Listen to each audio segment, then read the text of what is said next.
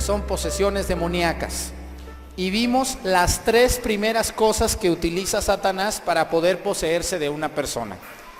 Satanás actúa de manera ordinaria con las tentaciones. ¿Se acuerdan que dijimos eso? Satanás nos pone tentaciones para ver si caemos. Esa es la manera ordinaria por la que Satanás trabaja.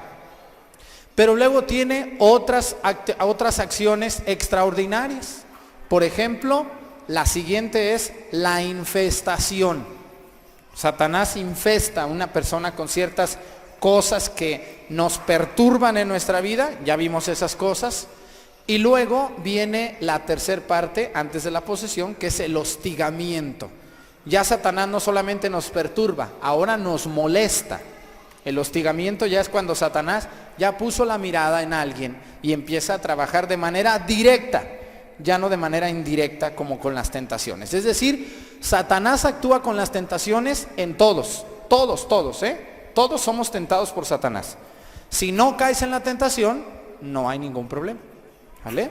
El problema es cuando ya vamos en el hostigamiento, porque el hostigamiento está a un paso de la posesión demoníaca. Vamos ahora a ver, quiero leer con ustedes. ¿Sí leyeron el libro de Job que les dije o no lo leyeron?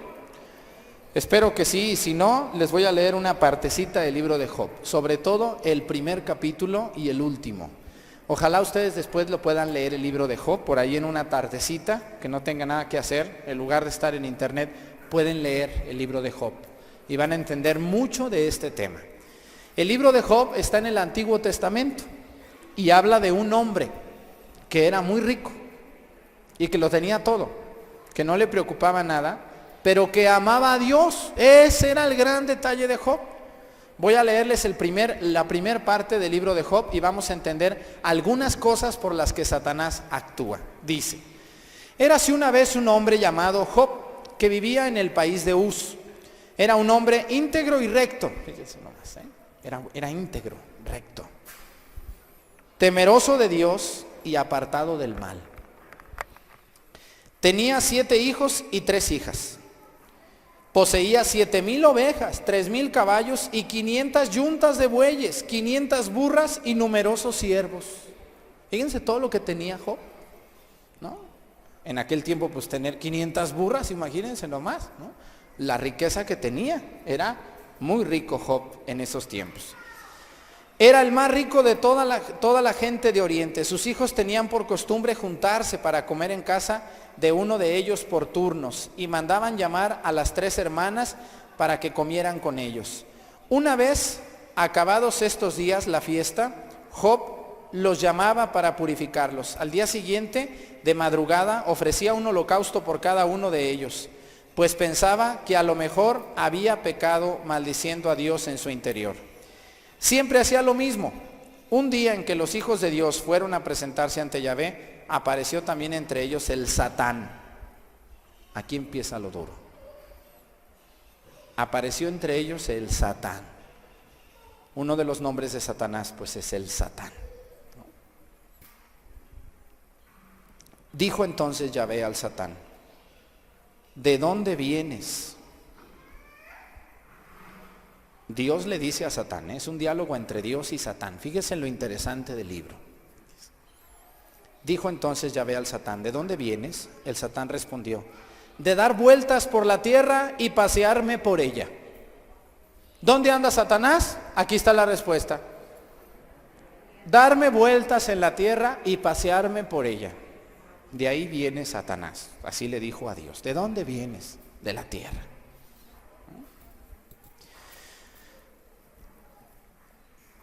Yahvé replicó a Satanás: ¿te has fijado en mi siervo Job?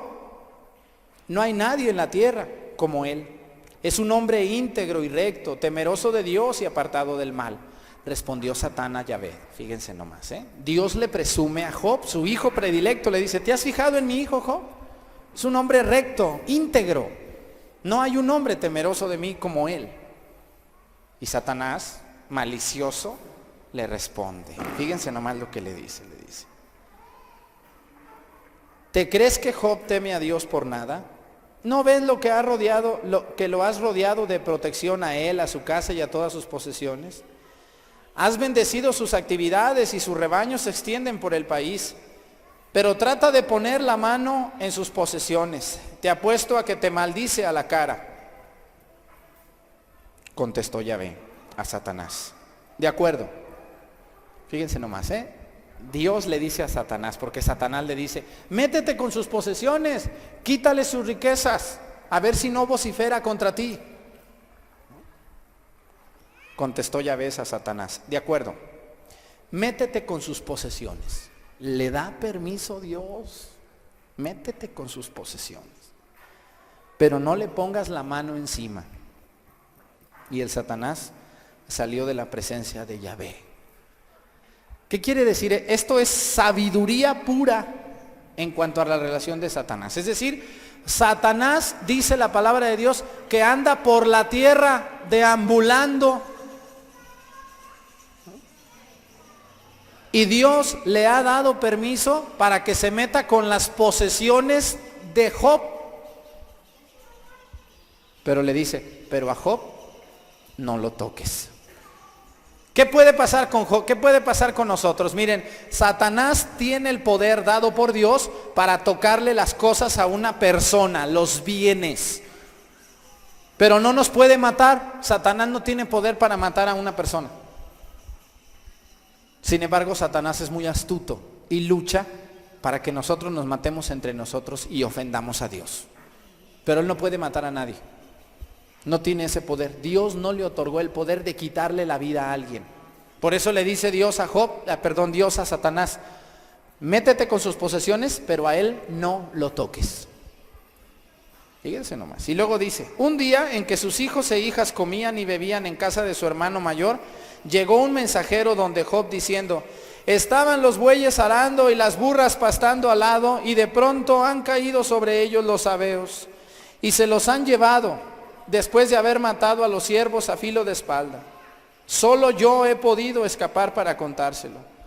Todavía estaba hablando cuando llegó otro en el siguiente mensaje. Ha caído del cielo fuego de Dios y ha pegado fuego y consumido las ovejas y a los pastores. Solo yo he podido escapar para contárselo. Todavía estaba hablando cuando llegó otro con el siguiente mensaje. Los caldeos, divididos en 3 grupos, se han echado sobre los camellos y se los han llevado, después de haber matado a los siervos a filo de espada. Solo yo he podido escapar para contárselo. Todavía estaba hablando cuando llegó otro con el siguiente mensaje. Tus hijos e hijas estaban comiendo y bebiendo en casa del hermano mayor. De repente un viento huracanado del otro lado del desierto ha embestido contra los 4 ángulos de la casa, que se ha derrumbado sobre los jóvenes y han muerto. Solo yo he podido escapar para contártelo. Se levantó Job, fíjense nomás, se rasgó las vestiduras, se rapó la cabeza, después cayó en tierra en actitud humillada y dijo, desnudo salí del seno materno y desnudo volveré a él. Yahvé me lo ha dado y Yahvé me lo ha quitado. Bendito sea el nombre de Yahvé. A pesar de todo, Job no pecó ni imputó nada indigno a Dios. Yo he escuchado a mucha gente que por cualquier cosita reniega contra Dios. ¿Por qué a mí me mandó esta enfermedad Dios? ¿Por qué a mí Dios me quitó a mi hijo? ¿Por qué Dios me hizo que me quitaran el trabajo? ¿Por qué Dios hizo que me... Pongan el ejemplo que quieran. Y eso es blasfemar contra la voluntad de Dios, Y eso indigna a Dios. Job era rico y tenía todo. Y Satanás se metió su cola, como ustedes y yo lo hemos dicho, ¿no? Metió su cola y trabajó para que se murieran los camellos y las ovejas y cayera fuego del cielo, dice aquí. Y siempre hubo alguien que dice, solamente yo pude escapar y vine a contártelo. ¿Quién creen que era ese mentado que dice, nomás yo pude venir a contártelo? Era Satanás. Solo yo pude escapar para contártelo. Solo yo. 4 veces aparece. Y fíjense la actitud de Job. Por eso Dios se fija en su amado Job. Desnudo salí del vientre de mi madre, dice, y desnudo volveré a él. Dios me lo dio, Dios me lo quitó. Bendito sea su nombre.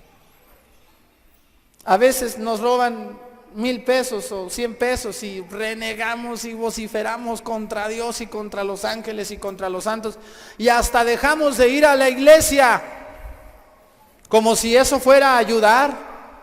Yo ya no voy a misa porque Dios me quitó a mi hijo. Criatura, pues más debes de ir, ¿no? Como Job dijo, Dios me lo dio, Dios me lo quitó, bendita sea su santa voluntad. Job se rasgó las vestiduras, se rapó la cabeza y se humilló ante Dios en el piso. Y ahí dijo eso. Quiero distinguir varias cosas aquí muy importantes. Satanás actúa en la tierra. Aquí lo dice. ¿Dónde andabas? Y Satanás dice, dando una vuelta y deambulando por la tierra. ¿No? ¿Dónde anda Satanás trabajando? Pues aquí entre nosotros. Satanás fue creado bueno, ¿no? Fue creado bueno por Dios. Acuérdense que decíamos en el tema pasado, cuando decimos, creo en un solo Dios, Padre Todopoderoso, Creador del cielo y de la tierra, de todas las cosas visibles y de las invisibles. Cuando decimos de las invisibles, estamos hablando de la creación del demonio, junto con los ángeles, junto con los seres espirituales, que no tienen cuerpo, que no podemos ver, pero que sí existen, como son los espíritus de los ángeles y los espíritus de los demonios. Por lo tanto, Dios creó a Satanás, sí, pero lo creó bueno. Él, por su orgullo y su ego, se convirtió en enemigo abierto de Dios. ¿Y cómo actúa el demonio? Tentándonos a nosotros. Esa es su actitud y esa es su vida. Porque Satanás lucha para ofender a Dios. ¿Cómo? Satanás no vocifera contra Dios. Las ofensas que Satanás pueda hacer contra Dios no le ofenden a Dios. Lo que le ofende a Dios son las ofensas que nosotros, sus hijos, le hacemos. Por eso, antes de abrir la boca contra Dios, acuérdate de Job. Desnudo salí de mi madre y desnudo volveré a él. El Señor me lo dio y el Señor me lo quitó. ¿A poco ustedes cuando nacieron con trabajo? ¿Ya tenían una casa a su nombre cuando nacieron ustedes? ¿O ya tenían un carro del año allá a la puerta para el nene de que tenía un mes de nacido? No nacieron ni con el pañal puesto, criaturas, ni ustedes ni yo. Nacimos así, encuerados, nomás creados por Dios. Pero nos hemos llenado de cosas, de casas, de tierras, y nos hemos olvidado de Dios. Yo les invito de todo corazón a que pensemos en esto. Dios nos ha dado tanto, ¿y por qué nos quejamos cuando nos quita poquito? ¿Cómo ven? O cuando nos quita a alguien. ¿Por qué vociferamos contra Dios y no nos acordamos de que cuando nosotros vociferamos contra Dios, Satanás se burla y dice, mira, esta habladora no tiene nada de Job, tú la creaste buena, su mamá va a la iglesia y reza, y mira esta hocicona cómo es contra ti, qué bueno, eso me gusta, tú eres de las mías. Eso le gusta a Satanás, que vociferemos contra Dios, ¿no? Qué ejemplo tan grande el de Job. Callarse y decir y reconocer su miseria y humillarse y decir, desnudo salí del vientre de mi madre y desnudo volveré a él. El Señor me lo dio y el Señor me lo quitó. Cuando blasfemamos contra Dios, le damos toda la apertura a Satanás, y nos convertimos en sus aliados. Porque Satanás, ¿ustedes creen que se va a meter en una hocicona o en un hocicón que blasfema contra Dios? ¿Cómo creen ustedes? ¿Que sí o que no? No, pues ya es de Satanás ese hablador. ¿Ya para qué anda batallando Satanás? Satanás no anda tras de los blasfemos. Satanás anda tras de los que confían en la providencia de Dios y se callan y nos callamos. A veces nos estamos torciendo de coraje ahí en el hospital porque se nos está yendo el esposo o el hijo o el hermano y estamos ahí aguantándonos las ganas de gritar contra Dios. Y no griten y díganle, Señor, tú me la regalaste tantos meses o tantos años y si tu voluntad es que se vaya, lo acepto. No voy a vociferar contra ti. Y eso habla bien de ti. La no blasfemia contra Dios. Porque una persona que blasfema, bueno, pues les digo, ya es aliada completamente del demonio, ¿no? Ya está, o sea, no hizo la actitud de Job. Por lo tanto, ahora vamos a ver lo siguiente. La existencia de Satanás en la humanidad. El libro de Job habla de un diálogo entre Satanás y Dios. El libro del Génesis, cuando Adán y Eva, ¿se acuerdan? De la manzana, que el demonio se le apareció a Eva, ¿en forma de qué? De víbora. Y le habla y le dice, cómete del fruto prohibido y serás como Dios. Y le ganó a Eva la soberbia, ¿no? Y mordió la manzana y le dio a Adán. Y podemos ver innumerables de ejemplos en la Sagrada Escritura donde la presencia de Satanás está real y contundentemente ahí. Quien no crea en el demonio está contra una verdad de fe. Escúchenme bien. Hay cosas que se pueden creer o no, pero hay cosas dentro del todo cristiano, de todo católico, que no está discusión creer o no. Por ejemplo, la presencia de Cristo en la Eucaristía, ¿no? Cristo presente en una hostia consagrada, en un vino consagrado, eso es verdad de fe, se tiene que creer. No está a ver si quiere creer el chamaco o no quiere creer. La virginidad de María Santísima, esa es otra verdad de fe. La asunción de María Santísima, la ascensión de nuestro Señor Jesucristo. Y escúchenme bien lo que les voy a decir. Y la existencia del demonio es una verdad de fe, contenida en las Sagradas Escrituras. Es decir, si ustedes le quitan a la Biblia la palabra demonio y la palabra infierno, como el 20% de la Biblia le tienen que arrancar como unas 300 páginas, ¿cómo ven? Para que no salga nada del demonio. Qué bonita sería la Biblia sin el demonio, ¿sí o no? Puras cosas bonitas y preciosas. Ay, cómo me gusta leer la Biblia. No habla nada del demonio. Todos son ángeles, todos son sabios, todos son santos. No. La Biblia está plagada de ejemplos de la presencia de Satanás en la vida de hombres y mujeres concretos. Imagínense que alguien diga, no, yo no quiero que me hablen del demonio, yo nomás de Dios, yo nomás del cielo, yo nomás de cosas hermosas. No, pues arráncale a la Biblia como unas 300 páginas y ya te quedas con media Biblia. Y entonces sí, ya nomás lees cosas bonitas. Todo feliz, todos bonitos, todos curiositos. No se puede. La existencia del demonio es una verdad de fe que debemos creer. ¿Correcto? Vamos a lo que sigue. Bueno, quiero poner un ejemplo de un endemoniado en la Sagrada Escritura. Un endemoniado, bueno, antes del ejemplo, mejor vamos a ver qué es un endemoniado o qué no es. Dice que para poder determinar que una persona está endemoniada, esto lo dice un psiquiatra católico, dice que hay cuatro elementos en el ritual de exorcismos. Escúchenme bien. ¿Ustedes han ido alguna vez a misa y han visto que el padre cuando bautiza a un niño saca un libro de pasta roja? ¿Sí lo han visto, no? Un libro así delgadito de pasta roja.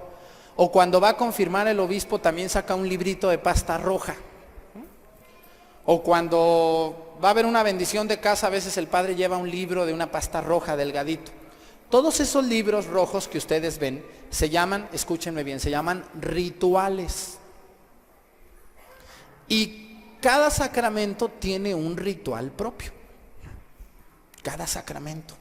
Ritual para bautismo de niños, ritual para la confirmación, ritual para la confesión, ritual para la confirmación, ritual para la unción de enfermos, ritual para bautismo de adultos, etc. Bueno, pues hay un ritual de exorcismos que fue aprobado, escúchenme bien, en 1612. Ya pasamos 400 años. ¿Sí, no? ¿400 o 300? ¿400 o 300? 400. 1612 fue aprobado. Ese ritual de exorcismos no lo puede usar cualquier persona. Solo lo pueden usar de ordinario los obispos. ¿Se acuerdan el mes pasado que les dije que los únicos que tienen autoridad para expulsar demonios son los sucesores de los apóstoles, que son los obispos? ¿Se acuerdan que Cristo les dijo a los 12? Les leí una cita donde dice: a ustedes les doy poder para curar enfermos y para expulsar demonios. A los 12. A Pedro, Andrés, Santiago, Juan, Bartolomé, Simón, Tadeo, Andrés, Tomás, etcétera. Los 12 apóstoles. Por eso nuestros señores obispos son los primeros exorcistas. Gracias a Dios yo no soy obispo, por lo tanto los obispos sí deben y pueden expulsar demonios. Los sacerdotes, así como yo, normalitos, pues no tenemos la autoridad. Solo que el obispo nos la dé por escrito. Escúchenme bien, por escrito. Por lo tanto, para poder usar el ritual de exorcismos aprobado en 1612 y que ha tenido algunas modificaciones, se necesita permiso escrito del señor obispo diocesano.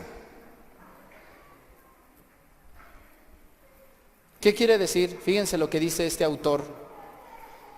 Les recuerdo que estoy tomando como base este libro que se llama El demonio sí existe. Yo lo encontré. Del padre Fray Benigno, exorcista en Italia, un franciscano, muy humilde y muy sencillo, que es exorcista. Él escribió este libro, donde me estoy basando. Y él habla, antes de dar a conocer esto que les estoy dando a entender, donde dice: por lo tanto, dice, fíjense, se lo voy a leer tal cual dice: se requiere gran prudencia antes de recurrir a la realización de un exorcismo. ¿Qué es prudencia? Prudencia no es una señora que se llama así en mi tierra, que se llama Doña Prudencia, no. ¿Sí conocen algunas señoras que llevan ese nombre, no? Sí, yo he conocido, no. Prudencia es analizar algo con detenimiento antes de actuar o de abrir la boca. Prudencia, con calma, a ver, con calma, ¿no? Detenimiento. Vamos a analizar bien las cosas. Prudencia. Por eso dice Fray Benigno que hay que tener prudencia antes de realizar un exorcismo. Yo he conocido por ahí sacerdotes que por cualquier cosa hacen exorcismos. Pues, mal hecho porque así no se debe de proceder. He conocido por ahí algunos fieles laicos, fíjense, que no son sacerdotes, que hacen exorcismos ellos. ¿Cómo ven ustedes? ¿Les creemos o no les creemos?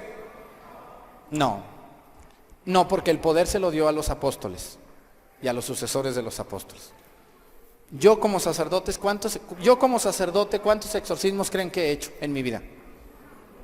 ¡Ninguno! Y yo conozco por ahí una señora media zafada de la cabeza que ya lleva 16, me dijo: yo llevo 16 exorcismos, padre. Ave María Purísima, dije, déjame hinco aquí ahorita ante ti, porque ya le ganaste al señor obispo. No, a ti no te corresponde hacer exorcismos, porque tus exorcismos no tienen la autoridad que requiere un exorcismo. Eso le corresponde solo al obispo, y a quien el obispo delegue como sacerdote, exorcista de una diócesis. ¿Sale? ¿Sí han oído por ahí señoras que hacen exorcismos, no? Que dicen: ahorita te voy a hacer yo un exorcismo. ¿Con qué autoridad? ¿Tiene algún nombramiento, señora? A ver, enséñeme el nombramiento donde dice que usted puede hacer exorcismos. Y que esté firmado por el señor obispo. Porque eso no le corresponde a cualquiera. Y escúchenme bien, no se los digo yo por payaso. Se los digo porque esto son cosas peligrosas. Esto es algo muy serio. Y quien se meta a hacer exorcismos, pues comete primero un grave delito y también corre peligro. Cuídense mucho de estas situaciones. Hay cosas que no nos corresponde y que no debemos de meternos en estos campos, ¿no? Yo no me he animado a hacer un exorcismo todavía. Y solo que el obispo me mande. Yo no voy a ir a ver, yo ahorita te hago uno. No. Claro que no. Porque yo sí estudié estas cosas y no me da miedo, pero sí tengo precaución. ¿Sale? Hay que tener precaución. Ahorita vamos a analizar algunos casos de posesiones y entonces me van a ir entendiendo la secuencia de un exorcismo. Dice en el ritual de los exorcismos de 1614, perdón, me equivoqué, no es 613, de 1614, que hay 4 condiciones que deben de existir para que una persona esté poseída. 4. Se tienen que dar las 4 juntas, no nomás una. Primera, ¿vamos a verlas? ¿Sí? ¿Quieren saberlas o no? Ay, criaturas, agárrense, agárrense bien de donde puedan. Porque el otro día me dijo una, ay padre, yo como que tengo algo de eso. Le dije, ¿y como de cuánto tienes? Pues como que poquito de todo. No, aléjate de mí, Satanás, ¿verdad? Como que poquito de todo, criatura. No, pues, no. Aguas, porque aquí puede salir alguna que esté iniciando, La posesión demoníaca, recuerden que inicia por las tentaciones, luego la infestación, luego el hostigamiento y luego lo que estamos viendo ahorita, ya las posesión. Dice, número 1, la primera condición que dice, esto lo dice el ritual, no lo digo yo.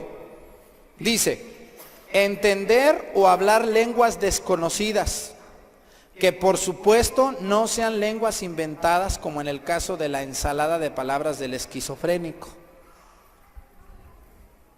A ver, una persona esquizofrénica no está poseída, está enferma de la mente y tiene y puede llevar un tratamiento psicológico para curarse.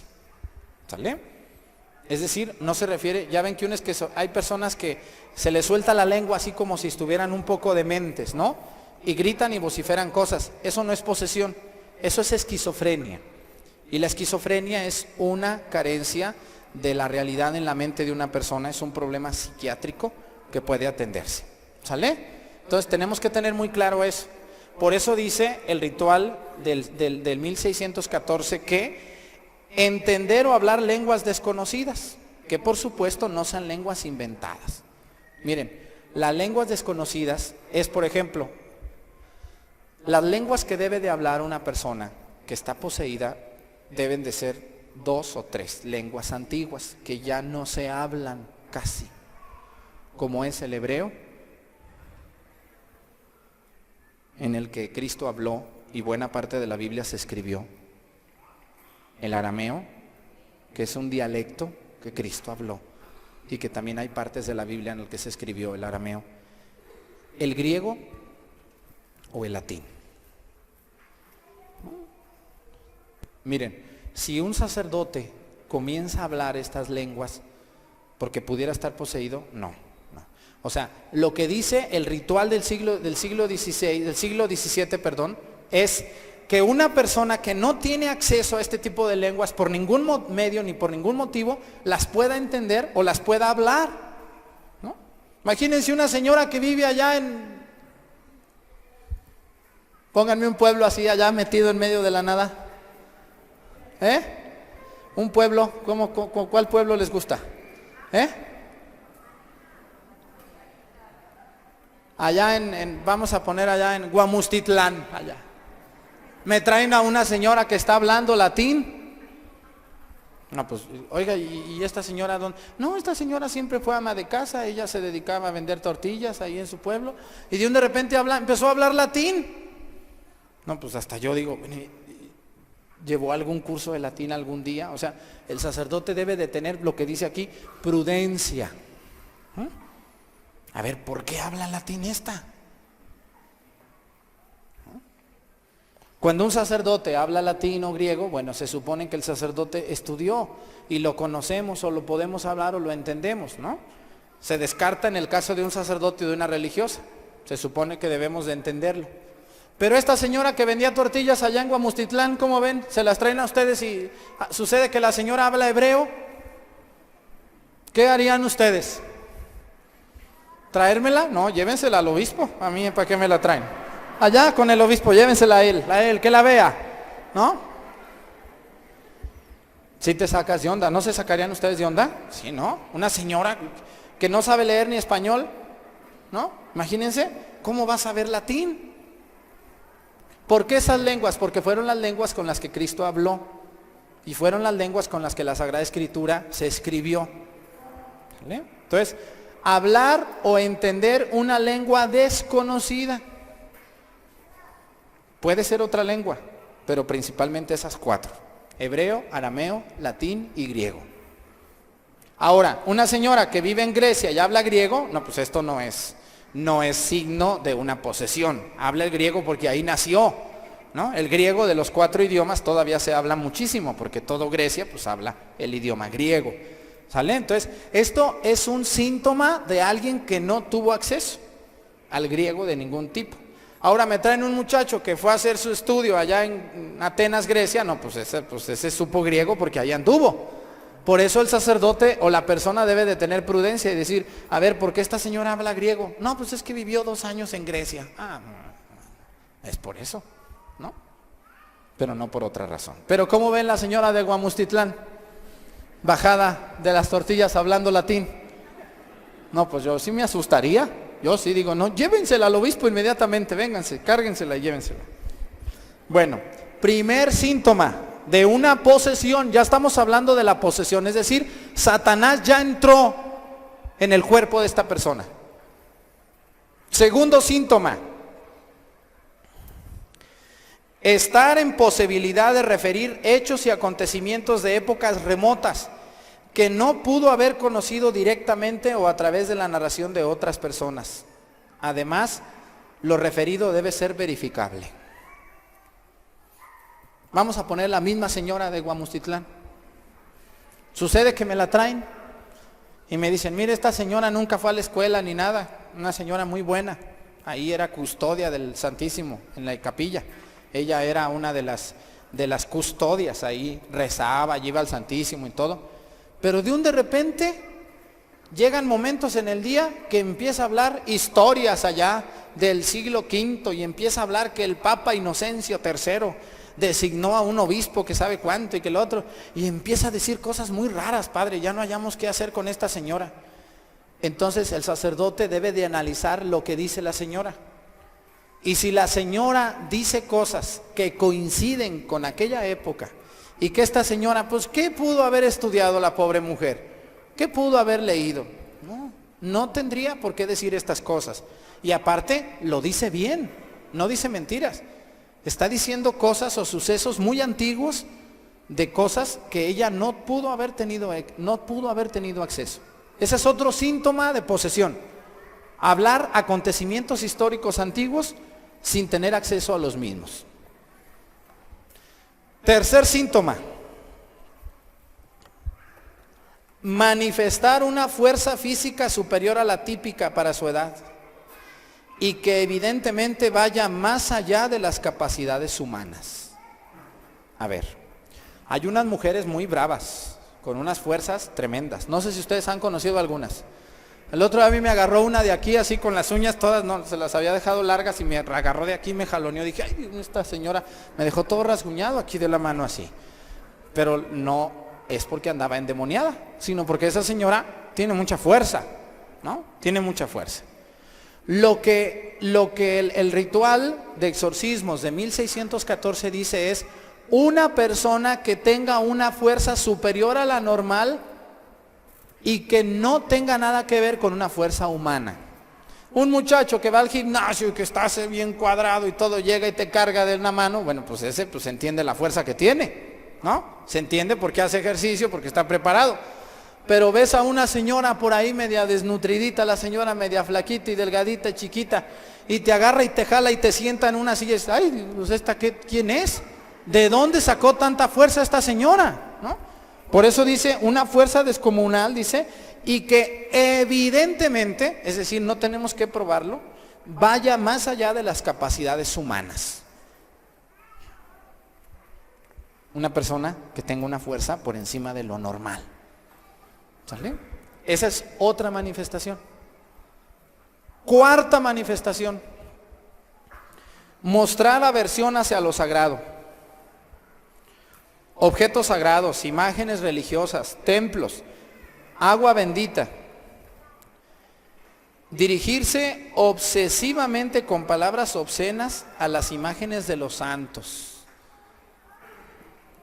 Una señora, un señor, un muchacho que ve una imagen de un santo y de repente empieza a vociferar groserías contra ellos. Una persona que no la pueden meter a la iglesia, que se resiste a entrar, no quiere entrar.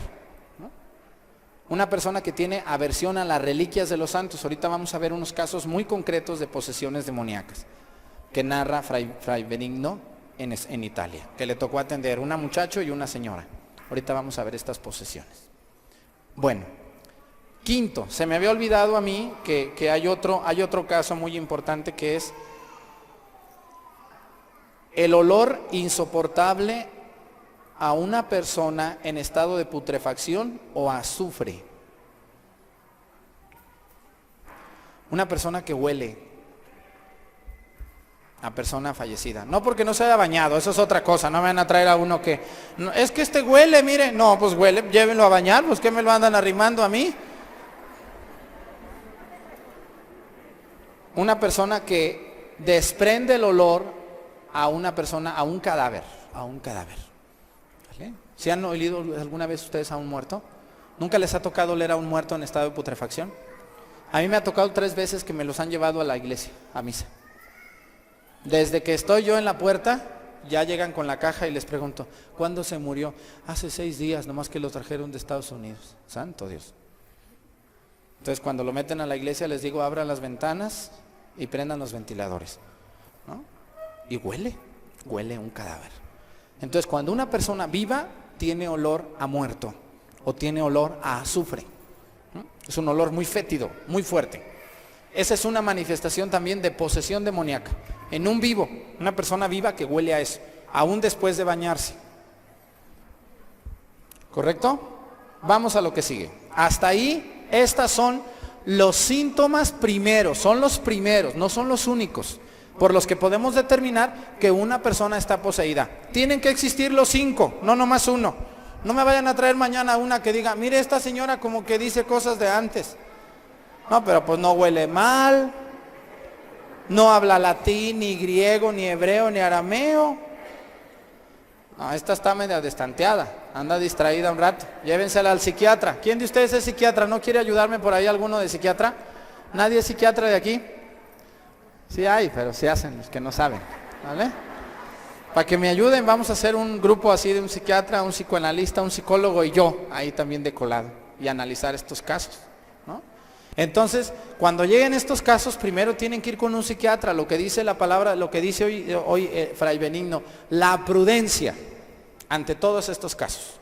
Cuídense mucho porque hay gente muy exagerada a veces, hay gente muy exagerada que donde quiera ve demonios, donde quiera ve posesiones, donde quiera ve infestaciones, donde quiera ve... No, a ver, escúchenme, no todo es posesión.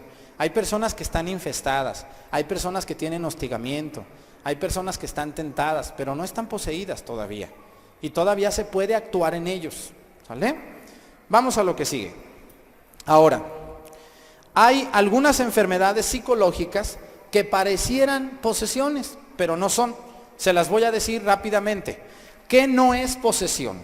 ¿Qué debemos de descartar los sacerdotes cuando nos traen a una persona con problemas psicológicos que no son posesiones? Primero es la histeria, ¿no? La autosugestión después de ver películas o prácticas espiritistas, ¿no? A mí me han traído muchas cosas de estas. Hay niños que sus papás los llevan a ver películas de terror al cine. ¿Cómo ven sus papás tan buenos padres que tienen esos niños irresponsables? ¿Cómo ven esos papás y esas mamás? Oye, el pobre niño, de por sí tú nunca vas a misa, no rezas, eres un borracho, sinvergüenza, flojo, infiel y majadera y altanera y orgullosa. No llevas a tus hijos a rezar, nunca rezas con ellos. Y los llevas a ver una película de terror donde sale una mano, donde sale unas arañones, donde sale un demonio. Bueno, pues, ¿cómo creen que estén esos pobres niños? En manos de estos dos. No les digo la palabra. ¿Vale? ¿Cómo están los niños? Muy mal, pues histéricos, ¿no? Y luego vienen con el padre Arturo. Ay, padre, le traje a mi niño para que le rece porque está asustado. Pues tú lo asustas con esas actitudes que tienes. Récele para que se le quite lo asustado. No, pues, y yo cuando me traen eso les digo, ¿dónde andaban ustedes? ¿En qué andan metidos? No, pues nomás. No, ¿en qué andan metidos? Les gusta ir con los brujos, ¿verdad? Les gusta andar con los santeros. No tienen ningún Cristo en su casa, nunca rezan. No, pues no. Pues no es que yo les rece. Ocupan, yo cuando me traen a niños a rezarles les digo, no, los que dejen al niño allá, los que ocupan rezos son ustedes. Al niño, ¿para qué me lo traen? Que está asustado el niño, ¿cómo ven? Pero sí, con ese padre y esa madre, Pues ¿quién no se asusta? Bendito sea Dios que no fui tu hijo, criatura, sino ¿cómo andaría yo de atormentado? No sé si ustedes conocen por ahí a alguien que tiene niños que se asustan. ¿Por qué creen ustedes? Búsquenle y verán que esos papás o esas mamás nunca rezan, nunca se paran en la iglesia, muy pocas veces van a misa. Pues pobre niño, está histérico, no está poseído. Es que está poseída porque dice que ve pasos en la casa, porque dice que escucha voces. Pues sí, quítale las películas que ve. Ya no lo dejes, ya no le permitas ver esas cosas que lo predisponen. No está poseído, está histérico. ¿Correcto? ¿Está interesante o ya no? ¿Ya no quieren? ¿O le seguimos? Vamos a lo que sigue. Epilepsia. Con delirios y alucinaciones de orden demoníaco o divino. ¿Qué es la epilepsia? Una persona que se desmaya, ¿no? Pero que antes de desmayarse produce cosas que asustan, ¿no? Una persona que antes de desmayarse empieza a desfigurarse de la cara, ¿no? Empieza a vociferar cosas contra Dios o contra el demonio, ¿no? Entonces eso es epilepsia, eso no tiene nada que ver con una posesión, ¿vale? Es una enfermedad por comer carne de puerco contaminada, no tiene nada que ver con una posesión demoníaca. ¿Sí sabían eso ustedes, no? La epilepsia. Entonces, la esquizofrenia, alucinaciones visuales, percibiendo demonios, auditivas con ruidos insólitos, cinéticas con golpes o levitaciones. Una persona esquizofrénica es una persona que tiene delirios, ¿no? A veces tiene un problema en la mente de esquizofrenia que le produce alucinaciones, y estas alucinaciones le produce gritar, o le produce sentirse solo, o le produce sentirse perseguido, o le produce ver cosas que no existen, la esquizofrenia, ¿no? Otra cosa que tampoco es posesión son los delirios depresivos. Hay personas que están deprimidas, no están poseídas. ¿Cómo se da en esto? Por ejemplo, dice delirios de influjo y místicos religiosos de transformación del propio cuerpo. Algunos delirios aparecen imprevistamente. Todos hemos tenido ratos de depresión, todos, yo creo que no hay alguno aquí, ni yo tampoco, que no hayamos estado en algún momento de nuestra vida deprimidos, ¿no? Porque algo no nos salió, porque alguien que queríamos mucho se murió, porque alguien que quisimos mucho nos dejó, porque algo que iniciamos no funcionó, un negocio que hicimos con mucha emoción no prosperó, nos pusimos tristes, nos deprimimos y podemos empezar a ver cosas extrañas, ¿no? Pero esos son motivos secundarios de una depresión, ¿sale? No es una posesión. Bueno, psicosis maníaco-depresiva. ¿Qué quiere decir eso? Pues hay personas que ya viven con una depresión constante, tienen un caso de este tipo, de una depresión así, maníaco, es decir, ya controlada clínicamente, pero que tiene sus momentos de altibajos, ¿no? Hay personas que están controlados bien clínicamente, pero que ya tienen una depresión constante, y esto no es producto de una posesión demoníaca. Otra, la neurosis obsesivo-compulsiva con impulsos incontenibles de blasfemar en los templos y de tener pensamientos agresivos hacia las figuras religiosas. Hay personas que tienen problemas de neurosis, ¿no? Que atacan y critican cualquier imagen religiosa que les signifique cualquier. O sea, hay gente que nomás por odio vocifera contra la Virgen o contra un santo o contra un Cristo. Esto es un problema de neurosis, ¿no? Neurótico, aquí, pero no es posesión demoníaca. Sonambulismo histérico o epiléptico. Una persona que sonámbula se levanta en la noche y empieza a gritar, a vociferar de un sueño, está dormido pero se levanta y grita contra Dios, ¿no? El sonambulismo tampoco es una posesión. Disturbios de personalidad múltiple, consecuencia de traumas psicofísicos infantiles en los cuales se manifiestan dos diferentes personalidades con bancos de memoria separados. Es decir, disturbios de personalidad. Una persona que creció, por ejemplo, rodeada de santos, ¿no? Y toda la vida era la religión y la religión y la religión, pero llegó un momento que se peleó con algo, se confundió y tuvo un disturbio de personalidad. Entonces, hay gente que, yo conozco personas que quieren ser muy religiosas pero no pueden, y hay personas que pueden ser muy religiosas pero no quieren. Entonces hay disturbios en la personalidad de una persona y esto no es una posesión. Otra que tampoco es la autohipnosis espontánea, con contenido demoníaco por predisposición biológica a la disociación defensiva frente a peligros físicos o psicológicos.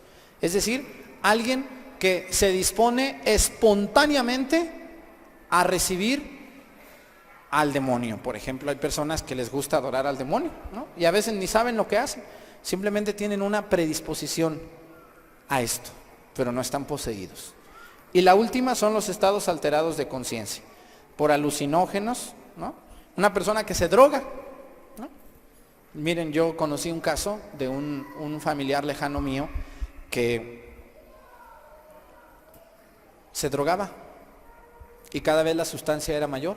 Ustedes sí sabían eso, que una persona que se droga llega el momento que no se puede controlar, ¿no? Todo comienza, por ejemplo, por drogarse por aguarrás o por tiner, y después viene el resistol, y luego viene la marihuana, y luego viene la cocaína, y luego viene la heroína, y luego tienen que inyectarse droga hasta el momento que se mueren, ¿no? Entonces, una persona que se imbuye en la vida de las drogas, pues la droga va creciendo porque cada vez menos efecto hace una droga, ¿no? Un alucinógeno.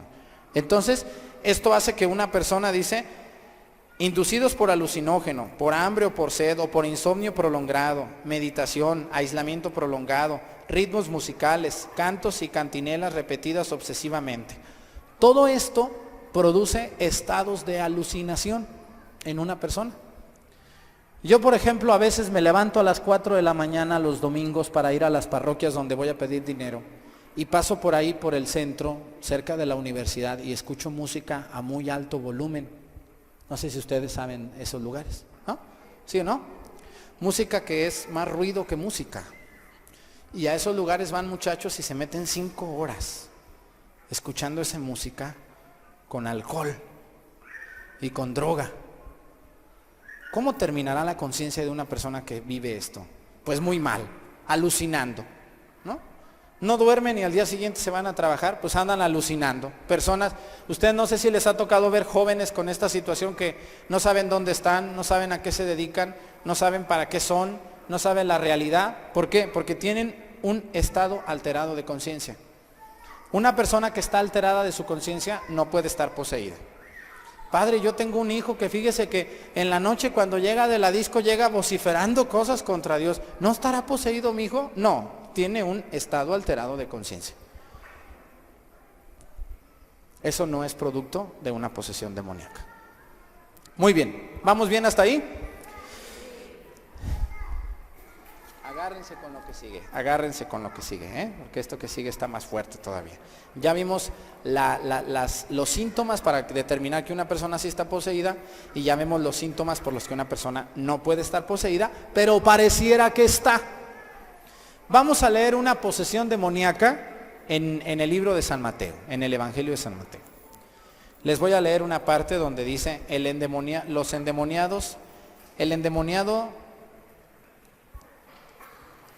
Espérenme, ¿dónde está? ¿Dónde lo dejé?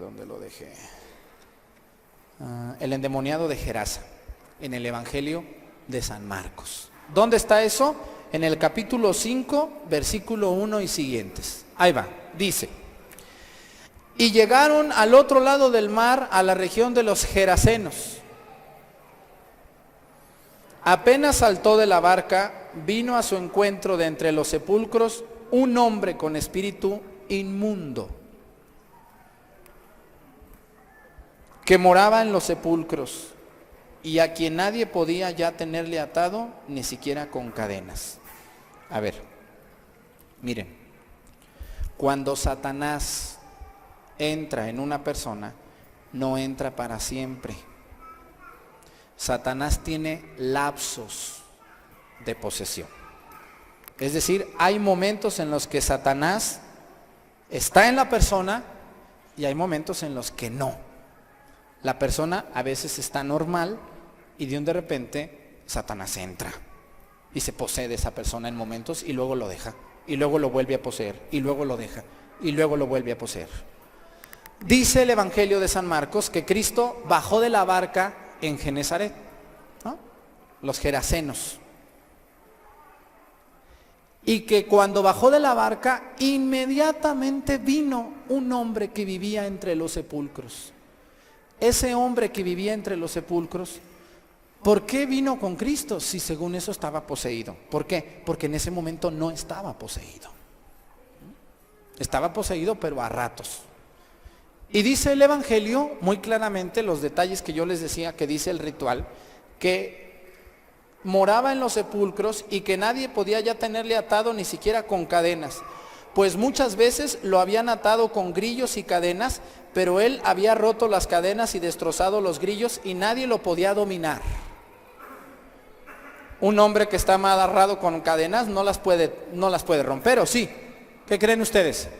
No se puede. O sea, lo que decía el ritual que les decía ahorita de 1614, dice que debe de haber una fuerza evidentemente sobrenatural, ¿no? Una persona puede a lo mejor cortar una soga, o podemos cortar un listón, o podemos cortar una reata, pero una cadena no hay hombre que la pueda romper, ¿no? Si está bien hecha la cadena, si está oxidada y todo, pues sí, pero una cadena normal, que suponemos que era normal, no la puede romper. Por eso evidentemente tenía una fuerza sobrenatural, sobrehumana. Luego dice: y siempre, noche y día, andaba entre los sepulcros y por los montes, dando gritos e hiriéndose con piedras. Andaba dando gritos, de día y de noche. No tenía momentos, como dice aquí, momentos alterados de conciencia, sino que era su vida, gritar y agredirse él mismo con piedras. Acuérdense de lo que veíamos en Job. Satanás no puede matar a una persona, ¿verdad que no? O sea, Dios le dio poder al demonio para deambular, para tentarnos, para tocarnos, pero no para matarnos. Satanás no nos puede matar. No te puede salir a ti, y qué bueno, ¿no creen ustedes? No te va a poder a ti salir Satanás con un cuchillo y decir, ahorita te voy a matar. No. Pero sí se le puede meter a alguien que te mate. ¿Sí me entienden? O sea, Satanás directamente no mata a nadie, pero indirectamente sí. Indirectamente así actúa Satanás. Bueno, al ver de lejos a Jesús, corrió y se postró ante él. No estaba poseído, porque si no, no hubiera corrido donde estaba él. ¿Qué quiere decir? Que este hombre sabía que no estaba bien, pero sabía el poder que tenía Jesús. Y fue y se postró. ¿Qué quiere decir? Se hincó ante Jesús. Y le dijo, al ver de lejos a Jesús, corrió y se postró ante él y gritó con fuerte voz: ¿qué tengo yo contigo, Jesús, Hijo de Dios Altísimo? Es una agresión. Ya estaba metido ahora sí Satanás. ¿Qué tengo yo contigo, Hijo de Dios Altísimo? ¿No? Estaba enojado. ¿Qué tengo yo contigo? ¿Por qué vienes conmigo? Le está diciendo. Déjame en paz. Yo así estoy bien. ¿Por qué vienes a donde yo vivo? Eso le está diciendo en otras palabras el endemoniado a Jesús. Y Jesús le dice, yo te conjuro por Dios que no me atormentes. Perdón, sigue hablando el endemoniado. Yo te conjuro por Dios que no me atormentes. Estaba sufriendo porque Jesús estaba trabajando ya contra el demonio que tenía metido. No me atormentes, me está doliendo. Una posesión, cuando sucede un exorcismo, hay dolor para el que la recibe, ¿no? Hay sufrimiento, porque el demonio está ahí y no quiere salir. Pero hay una fuerza que es la de Jesús que quiere expulsar al demonio. Escúchenme bien, en una posesión, el demonio no muere. El demonio dice la palabra de Dios, que el último que va a ser vencido es la muerte. Y el último que va a ser vencido es el demonio. El día del juicio final, el día del fin del mundo, el demonio será vencido y será exterminado. Antes no, aquí no lo dejó Dios, como ven. ¿Por qué no se lo lleva, verdad? ¿Por qué no lo extermina? ¿Por qué no lo mata? No, pues nos lo dejó de regalo a todos nosotros. Y aquí anda entre nosotros, metiendo la cola el demonio. Por eso dice, ¿por qué me atormentas tanto? ¿No? Déjame en paz, no me atormentes, le dice el endemoniado a Cristo. Y luego dice, es que él le había dicho, espíritu inmundo, sal de este hombre. Y él le preguntó, Jesús le preguntó, ¿cuál es tu nombre? el sacerdote, escúchenme bien, cuando un sacerdote hace un exorcismo, le tiene que preguntar el nombre al demonio. ¿Por qué? ¿Por qué le tiene que preguntar el demonio? Porque miren, aún entre los demonios hay clasificación. Y no es lo mismo un demonio de primer nivel y con una fuerza muy grande como es Satanás. Satanás es el príncipe de los demonios. Y así lo dice la palabra de Dios, ¿eh? Satanás es el príncipe de los demonios. Pero junto con él está Luzbel, ¿no? Y junto con él está, ¿cuál otro se saben ustedes? Asmodeo. ¿Otro? Baal. ¿Otro? Belcebú. ¿Otro? Bel. ¿Otro?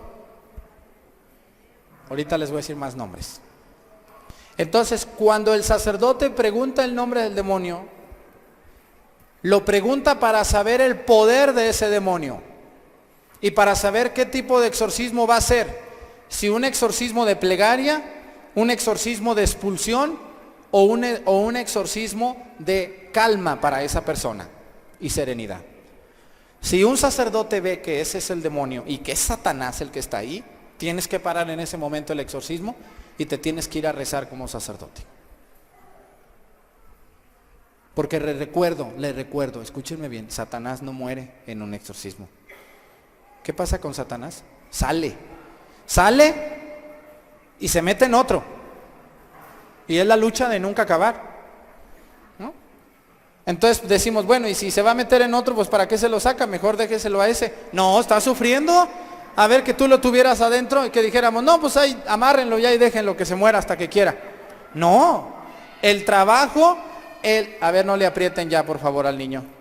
El trabajo de un sacerdote es, con el poder que Cristo le confirió a la iglesia, expulsar demonios. Cristo le dijo a los apóstoles, yo les doy autoridad a ustedes para curar enfermos y para expulsar demonios. Y si Cristo le dio ese poder a la iglesia, bueno, pues la iglesia lo tiene que ejercer. No nos lo dio para guardarlo, nos lo dio para ejercerlo. Por eso cuando un sacerdote dice, yo no creo en el diablo, pues es un sacerdote a medias. Porque el diablo está ahí y está trabajando, ¿no? ¿Correcto? Vamos bien, vamos bien.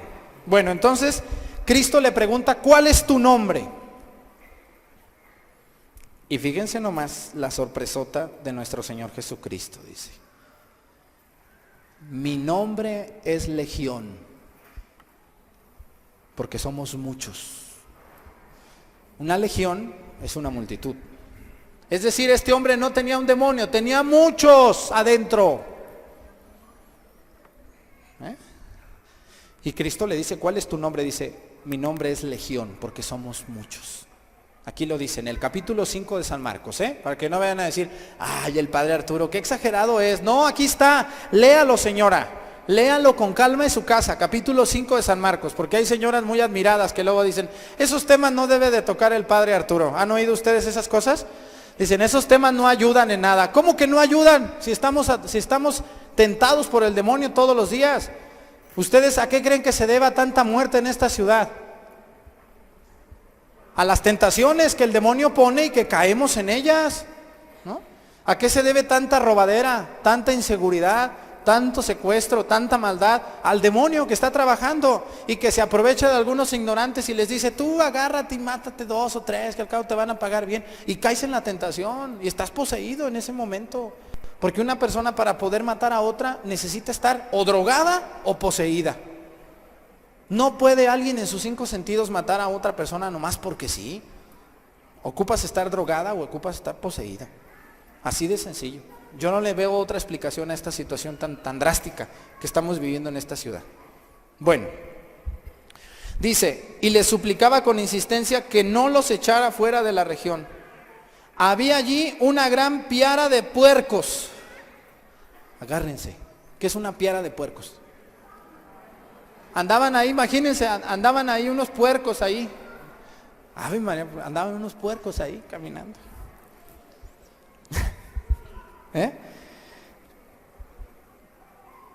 Dice, había una gran piara de puercos que paseaban al pie del monte y le suplicaron, envíanos a los puercos para que entremos en ellos. Los demonios le estaban diciendo a Jesús, métenos en los puercos. ¿No? Y se los permitió. Entonces los espíritus inmundos salieron y entraron en los puercos. Y la piara, unos 2000, se arrojó al mar de lo alto del precipicio y se fueron ahogando en el mar.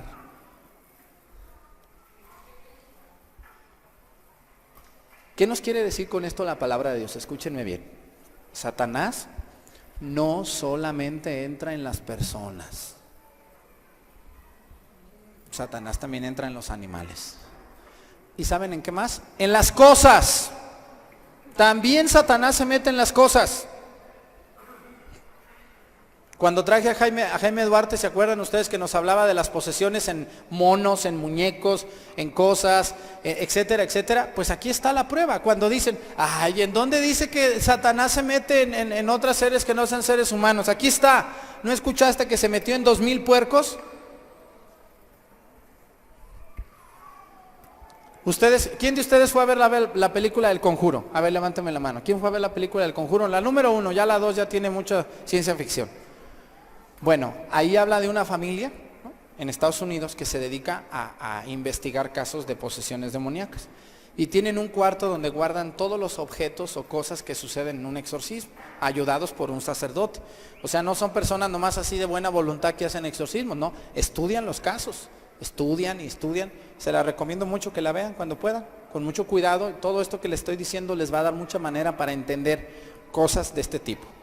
Hay una muñeca que se llama Anabel, ¿sí se acuerdan de la película de Anabel? Bueno, pues esa muñeca existe y existió y está guardada, resguardada. ¿Por qué? Porque el demonio actuó en esa muñeca para coquetear con niños. ¿Por qué creen que los niños escuchan ruidos raros y cosas extrañas? Porque los niños tienen la pureza de la mente, que nosotros ya no. Y donde más actúa Satanás es con los más puros, con un niño, con una niña. Es donde más lucha. Nosotros los viejos ya estamos llenos de pecados y de cochinada y media, pues ¿qué le preocupamos a Satanás? Somos de él completamente, pero un niño no, un niño es inocente. Yo me acuerdo mucho de esa película cuando la vi y luego analicé todo lo que estudié y dije, no, pues estos no están tan descabellados. Satanás puede actuar en algo, en una cosa, en un animal, de hecho, ¿no? En un animal, y puede actuar, no se diga, en un ser humano. Aquí está el ejemplo vivo de que Satanás salió del endemoniado y se metió en una piara de puercos, 2000. ¿Vale? Para que luego no digan, ay, ¿de dónde saca tanto el Padre? Capítulo 5, versículos 1 y siguientes de San Marcos, criatura. Léelo con calma. Siguiente, fíjense lo que dice. Y luego viene otra cosa que también me les va a dar mucha risita ahorita. Espérenme, para que ya no estén tan asustados. Dice, entonces los espíritus inmundos salieron y entraron, en los puercos. Dice, los porqueros huyeron. ¿Quiénes son los porqueros? Los que cuidaban a los puercos, ¿no? Los andaban cuidando y dice que huyeron. ¿Qué hubieran hecho ustedes al ver eso? Si hubieran quedado ahí, ¿qué hubieran hecho? Ay, vámonos de aquí, criatura, ya que estamos haciendo. Vámonos de aquí, ¿no? Huyeron, dice, los puerqueros huyeron. Y luego dice, y lo contaron por la ciudad y por las aldeas, y salió la gente a ver qué era lo que había ocurrido. Ya ven la gente como es chismosa, ¿no? Vamos a ver que unos puercos, que 2000 puercos se desbarrancaron. Pues ¿quién sería? ¿Cómo que pasó esto? Y que el endemoniado que andaba ahí en los panteones ya no está endemoniado. Oye, que ya, ¿y quién es este? Y ahí va la gente de chismosa, ¿no? Ahí, desde entonces hasta la fecha, ¿vale? Bueno, entonces, o aquí ya no se da eso. Sí, sí se da. Dice, entonces estos chismosos, los puerqueros, fueron los que regaron el chisme, ¿no? Oye, que fíjate que uno que se llama Jesús fue y nuestros puercos, 2000 puercos que traíamos, se fueron ahí contra el mar y se ahogaron. No, pues el chismerío corría. Dice, llegan junto a Jesús y ven al endemoniado, al que había tenido la legión, sentado, vestido y en su sano juicio, y se llenaron de temor. La gente fue y vio al endemoniado, dicen, vestido, ya se había bañado, ya estaba vestido el endemoniado, dice, y en su sano juicio. No, pues la gente estaba, bueno, y este estaba endemoniado, y ahora está muy normal, ¿qué le pasó? ¿No? La gente chismosa ahí viendo a ver qué pasaba. Desde entonces les digo que esto no es nuevo. Luego dice, los que lo habían visto les contaron lo ocurrido del endemoniado y lo de los puercos. Entonces comenzaron a rogarle que se alejara de su territorio. Y al subir a la barca del que había estado endemoniado, le pedía estar con él, fíjense. Bueno, antes de eso dice, le rogaran que se alejara de su territorio. Imagínense todos los que criaban puercos, decían, no, que no venga, me va a matar mis puercos este. Les mató 2,000 a los puerqueros y ahora va a matarme los míos. No, le dijeron que se fuera a Jesús. Le dijeron, no vengas a mi territorio, vete de aquí. ¿No? Porque él se iba a matar a sus puercos. Fíjense la ignorancia de la gente, ¿cómo ven? Pero la actitud del anterior endemoniado era otra. La actitud del endemoniado decía, fíjense lo que dijo, dice, entonces, y al subir a la barca, el que había estado endemoniado le pedía estar con él. Yo creo que le dijo, llévame contigo en la barca, ¿no? El endemoniado.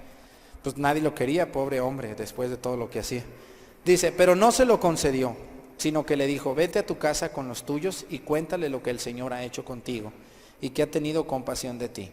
Él se fue y empezó a proclamar por la Decápolis todo lo que Jesús había hecho con él y todos se quedaban maravillados.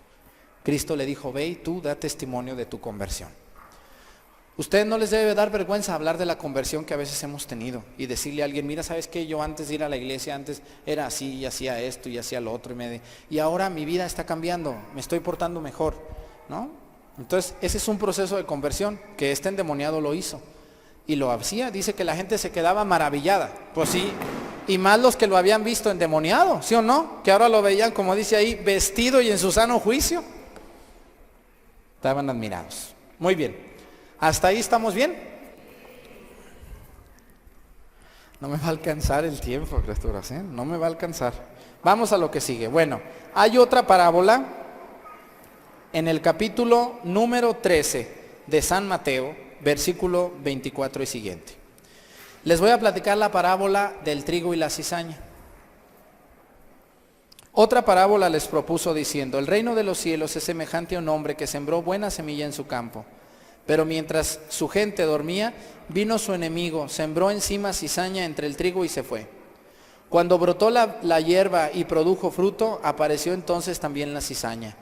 Los siervos del amo se acercaron a decirle, Señor, ¿no sembraste semilla buena en tu campo? ¿Cómo es que tienes cizaña? Él les contestó, algún enemigo ha hecho esto. Dícenle los siervos, ¿quieres pues que vayamos a recogerla? Díceles, no sea que al recoger la cizaña arranquen a la vez el trigo. Dejen que ambos crezcan juntos hasta la siega. El mal y el bien, que crecen juntos. ¿Vale? Déjenlos que crezcan juntos. Dice, y al tiempo de la siega daré a los segadores. Recoged primero la cizaña y atadla en gavillas para quemarla. Y al trigo recogedlo en mi granero. El granero es el cielo, ¿no? Y el fuego es el infierno. Por lo tanto, ustedes y yo fuimos sembrados en este mundo que se llama tierra por Dios como trigo. Pero hay gente enemiga de Dios que siembra la cizaña. Y ustedes y yo andamos en el mundo en medio de gente muy buena y en medio de gente muy mala. Pero va a llegar el día en que va a haber corte parejo. No van a cortar nomás a uno y a otro, no, parejo. Y se va a separar uno de otro. Esta es la existencia del demonio en la humanidad. El mal y el bien que crecen y andan juntos. No debemos de contaminarnos y debemos de cuidarnos mucho de las insidias del enemigo que está ahí y prevalece. Vamos a lo que dice Fray Benigno de una posesión demoníaca. Dice, una de las características que él encontró, les voy a hablar ahora de un muchacho que fue exorcizado en el año 2002, que se llama Ambrosio, en Italia, por parte de Fray Benigno. Dice que él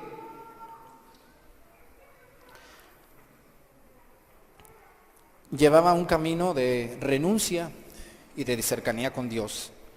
Pero llegó el momento que cuando se acercaba al sagrario, escúchenme bien, y así fue el primer síntoma de posesión. Él no sentía nada, pero era un hombre que vivía su cristianidad a medias. No era bueno, pero tampoco era malo. Vivía así como medio bueno, medio malo. Todos los días iba al sagrario y dice que un día que llegó, empezó a oler a un cadáver en descomposición. Y sentía que cuando entraba al templo, se acercaba al sagrario o iba a comulgar, sentía ese olor. Esa fue la primera señal. Aquella tendencia obsesiva de matar animales por ser criaturas de Dios, comenzó a matar animales. Es otro síntoma muy fuerte, matar animales por odio a Dios, ¿no? No solamente la sensación de matar, sino matarlos. Ese es otro síntoma que Ambrosio sintió. ¿Por qué el Señor permite que una persona sea poseída por el maligno? Le preguntaron a Ambrosio y él dice que él le agradece mucho al Señor la posesión, porque a partir de ese día la Eucaristía de todos los días es oxígeno para mí. Él cambió su vida. Ambrosio fue un hombre que todo comenzó por el olor en el sagrario. El olor a cadáver, que le permitía que no fuera a visitar al Santísimo Sacramento. Otra de las cosas que leí, porque miren, cuando un sacerdote es exorcista, lo primero que debe de hacer con una persona que está poseída es que le ponga por escrito todo lo que siente y lo que vive. Él de su puño y letra. No que lo diga, sino que lo escriba. Y escrito, analizarlo el padre exorcista. Y esto se lleva un año para poder practicar un exorcismo. Un sacerdote debe de asesorarse con un psiquiatra, con un psicoanalista y con un psicólogo y analizar los textos. Ahorita vamos a analizar una muchacha que su papá era doctor y era agnóstico, como luego conocemos muchos casos, ¿verdad? Y se le va a quitar lo agnóstico gracias a Satanás y a su hija que va a estar poseída. Ambrosio habla él de que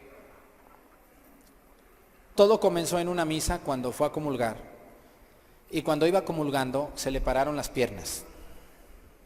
Ya no pudo dar un paso más. Se entumecieron las piernas y se quedó parado en la misa. Y ahí se estuvo, hasta que los sacerdotes fueron y no lo podían mover, de tan pesado que estaba. Él se paró a comulgar y no pudo comulgar.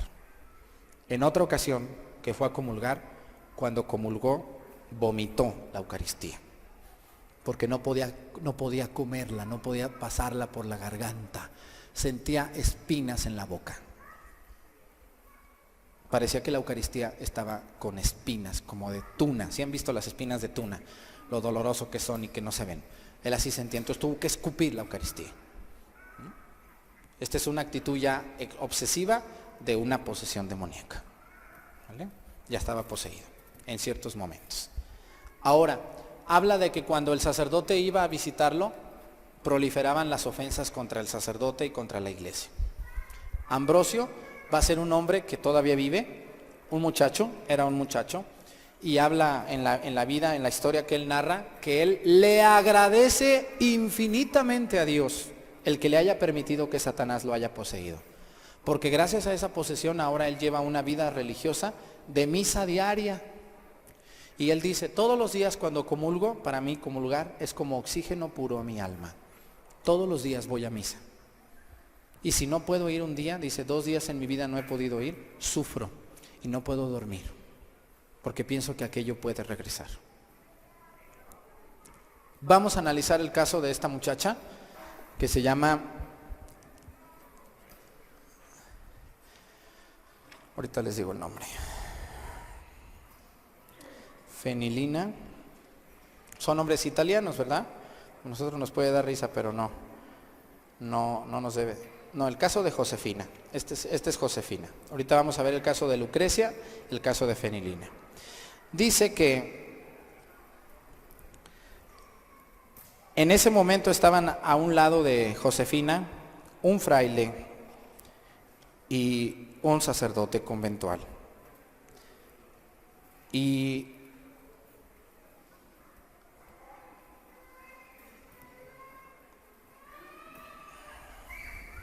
El caso de Lucrecia, perdón. Lucrecia era esposa de un cardiólogo que trabajaba en un complejo hospitalario de Palermo y mamá de 5 hijos. Fíjense, era una señora, no era una monjita ni una... Era una señora, esposa de un cardiólogo. Y dice que todo comenzó cuando iba a misa y sobre todo cuando veía al sacerdote le daba escalofrío, temblaba y además no lograba controlar algunos de sus movimientos. Ella iba a misa con uno de su hijo, que su hijo es el que va a narrar todos estos acontecimientos. Dice que sentía unos dolores en los hombros y en las muñecas, muy fuerte cuando estaba en misa, muy fuertes, que no daban cuenta de eso. No sabemos por qué sucedían esos dolores en los hombros y en las muñecas. Dice que tenía una crisis similar cuando regresó de haber comulgado. Juan, su hijo, se dio cuenta de que acercando el rosario a los hombros de su mamá, ésta se sobresaltaba enseguida y se le endurecía todo el cuerpo. Acuérdense lo que decíamos, la aversión a los objetos sagrados, ¿no? Un rosario es un objeto sagrado. Por eso yo cuando a ustedes las veo que cuelgan en su cuello una imagen de la Virgen, pues me da mucho gusto. Digo, esta por lo menos no está poseída, si no, no trajera eso colgado. Pero luego veo cada señora que trae colgado, aparte de la muerte, ¿no? Que pues una que está colgado con la muerte, pues se dan cuenta que se cuelga el demonio, ¿no? Se lo cuelga y pues ahí lo trae. Y pues él ya no está poseído, pues ¿para qué lo posee el demonio? Pues si es de él. Una persona que se cuelga a la muerte ya no puede estar poseída, está poseída, simplemente, nomás que no de manera extraordinaria, sino de manera ordinaria, ¿no? Satanás no se va a manifestar ahí, se manifiesta porque dice, pues este es mío, miren, aquí está el signo, yo soy de Satanás, aquí lo traigo, colgado, para que todo el mundo lo vea que yo soy del demonio. Cuidado, cuidado, porque a veces no sabemos ni lo que nos colgamos. Y luego hay señoras que se cuelgan unos botoncitos y unos daditos y unos delfines y unas cositas ahí, que pues se ven muy bonitas y muy guapas, señoras, pero se ven mejor con una cruz colgada. Cuélguense una cruz, cuélguense un rosario, cuélguense un escapulario, cuélguense una virgen, cuélguense un Cristo, ¿no? Esta mujer le daban escalofríos cuando le acercaban el rosario a los hombros. Su hijo lo hacía. Y ahí comenzó la sensación de que esto no estaba bien. A ver, esto no está bien. ¿Cómo mi mamá va a temblar cuando yo le acerco el rosario a los hombros? ¿Vale? Entonces dice que también en algunas ocasiones del día, dice que se percataba de que para retenerla era difícil y cansado. La querían sostener y no podían sostenerla. Era muy difícil sostener a su mamá, sus hijos, que tenían casi 20 años, pues imagínense, ¿no? Era algo exagerado. ¿Cómo unos hijos de 20 años no van a poder detener a su mamá que tiene casi 50? Sí podían, fácilmente. Entonces dice que cuando empeoraba esta crisis, había un temblor que se incrementaba. La causa era desconocida, no sabían qué era lo que pasaba y en aquella ocasión hubo algo más manifiesto del espíritu maligno intimidando a los familiares. Su hijo se juntó con unos familiares para rezar. Y cuando ella empezaba a tener estos temblores, ellos rezaban en la casa. Y dice que viendo que ellos no desistían, vociferó la mamá y les dijo, yo soy su jefe, soy Lucifer. En voz de la mujer, en voz de la mujer. Mientras tanto se quejaba, reía o cantaba. Imagínense la señora cantando. Mientras ellos rezaban, ella cantaba, se burlaba y reía. Esto no es normal, ¿verdad que no? No es normal. Entonces, aquí estaba ya, dijo el nombre, soy Lucifer, cállense. En las siguientes crisis de la mujer, Lucifer trató de asustar a la familia con aullidos y amenazas. Decía que si no dejaban de orar, él mataría a Lucrecia. Lucrecia era la señora. Y les gritaba, ella misma les decía que dejaran de orar o la iba a matar a Lucrecia. A veces trataba de engañarlos, haciéndoles creer que la poseída había recobrado la conciencia y que él se había marchado. Los engañaba. Entonces Juan usaba cierto truco, invitaba a su mamá a alabar a Dios y su lógica era la siguiente, si se pone a orar, será mi mamá. Si rechaza la oración, querrá decir que el espíritu maligno no se ha ido. Así, el muchacho se daba cuenta de que en ocasiones el diablo asumía la voz de su madre hablaba como ella, ¿no? Pero que se rebelaba cuando le era invitado a alabar a Dios y desenmascarándose volvía a decir malas palabras a la familia. Esta era la manera por la que su hijo sabía si su mamá estaba poseída o no en ese momento. Por eso les hablo de los lapsos de posesión. Una persona está poseída a ratos, no siempre. Y dice que un día Lucrecia fue llevada a la parroquia de San Miguel Arcángel, templo donde había celebrado su matrimonio, ella. Ella no logró entrar. De repente, las articulaciones inferiores se le paralizaron, impidiéndole continuar su camino. No pudo entrar. Más adelante va a concluir Fray Benigno que la razón por la que el demonio se metió en Lucrecia fue para destruir su matrimonio. Por eso, al ser llevada al lugar donde se casó, no quiso entrar. Se le paralizaron sus pies y ya no pudo caminar. Llegados a este punto, pienso que puede ser útil conocer el testimonio de Lucrecia directamente. Vamos a escuchar lo que Lucrecia también escribió, ya después de ser quitada la posesión, ¿sí? Llegada a la liberación después de 15 sesiones de exorcismos, hubo 15 exorcismos para poder liberar a Lucrecia del demonio. A solicitud mía hizo una redacción. Vamos a leer algunas cosas de lo que Lucrecia escribió. Cuando el padre comenzó a hacer el exorcismo, dice, a la nueva personalidad que surgió en ella, le ordené, en nombre de Jesús, me dijera quién era. Esto sucedió el 19 de agosto del 2002, en la iglesia de San Miguel Arcángel, aquí en Italia. Cuando le pregunté, ¿quién eres?, le dijo, soy Asmodeo. Asmodeo es un dios, es un demonio, perdón. Es un demonio menor, no mayor, menor, no tiene tanta fuerza Asmodeo, ¿vale? ¿Estás solo?, le pregunté, dice el padre, y él, riendo con satisfacción maléfica, respondió, somos muchos, muchos, una legión. Y luego le dice el padre, ¿está también Lucifer? Y dice ella, sí. ¿Desde cuándo están en Lucrecia? Desde hace 2 meses. ¿Quién te mandó? ¿Y a ti qué te importa, cura?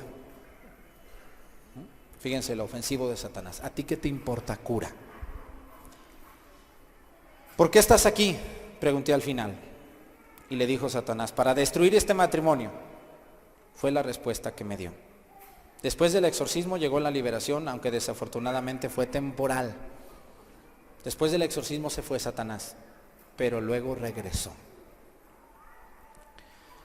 Sin recordar nada de lo que había sucedido, Lucrecia me confió que desde hacía unos 2 meses no soportaba que su marido se le acercara sexualmente. Este es un síntoma. ¿Se acuerdan lo que vimos del hostigamiento, de la infestación? No permitía que su esposo se le acercara sexualmente y que además sentía hacia él repulsión y odio, algo que nunca antes había vivido en el pasado. Yo entiendo que una mujer que se casó con un hombre, pues se casó porque le gustó, ¿sí o no? Sí, entonces no le debe dar asco que se acerque su esposo a darle un beso o un abrazo. Pues si con ese te casaste, criatura, ¿qué te andas quejando? A mí cuando me vienen y me dicen, es que me da asco. Bueno, pues eso que hiciste, pues, ¿por qué crees que yo no? Así no se me acerca ninguna. Pues sí, unas se acercan y digo, ay señora. Fíjense, ese es un síntoma, ese es un síntoma. El asco hacia la pareja en el aspecto sexual, la repulsión. El asco contra aquella persona. ¿Está interesante? ¿Le sigo o ya paramos? Ay, criaturas, quieren que le siga todavía. En los siguientes exorcismos, que como dije antes fueron 15, no faltaron las escupidas hacia el padre. Las malas palabras y las reacciones negativas cuando acercaba el cuerpo de Lucrecia. Le acerqué un guante del Padre Pío o el rosario que el Papa Juan Pablo II usaba para rezar.